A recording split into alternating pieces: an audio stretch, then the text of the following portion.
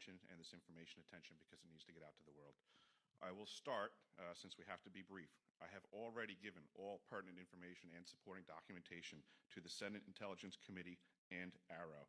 They informed me that all of my information will be recorded for public record and shared with Congress. It is that important. In 2010, I was selected to go down to the South Pole Station in Antarctica for an entire year by Raytheon Polar Services as an employee of a third-party contractor for the National Science Foundation. I functioned in a dual-role capacity as a tradesman and a firefighter. My responsibilities required me to be more informed than most of my crew and offered me complete access to the facilities. What I learned from this unique experience needs to be shared with the entire world.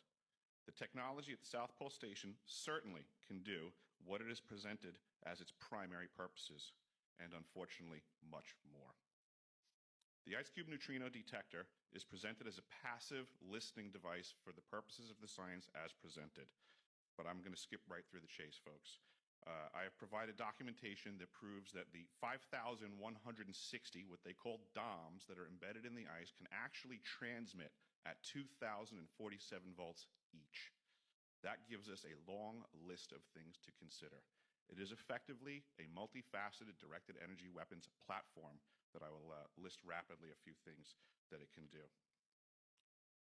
Vehicle detection. We're learning that these off-world craft, on-world craft, ours or other nations, are also emitting neutrinos.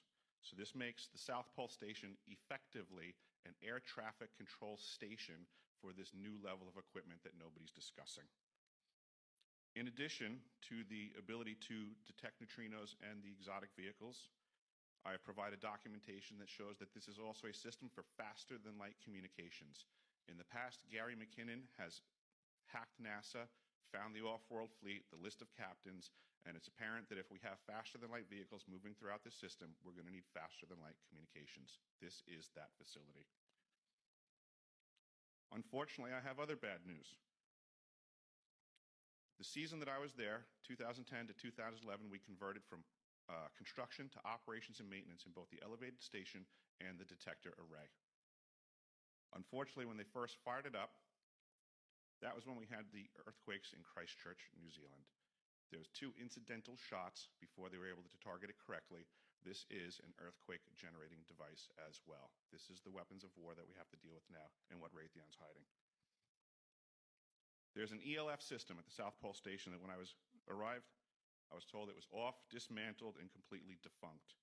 In my work, I will rapidly just tell you, I had to figure out the circuitry for certain other repairs, and I found that this system is in fact completely energized, up and running, and being utilized with the other systems for nefarious purposes as well.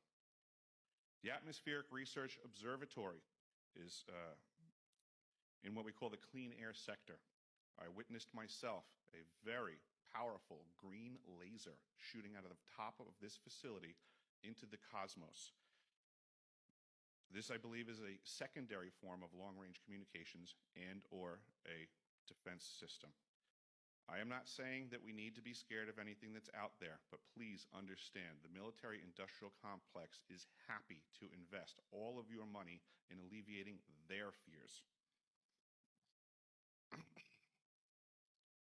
A question of power comes into play for all of these facilities that are present. I assure you, I knew what was going on, I knew the load demands of the facility, and all of these new items exceed the demand for the systems that I was presented. I am doing due diligence and research. I believe there is either a secondary power supply there that is either nuclear, that was there prior to the start of the Antarctic Treaty, which prohibits such things, and or that there is some sort of exotic power supply system there that just is not in the verbiage of the treaty, so it negates the responsibility to the parties involved.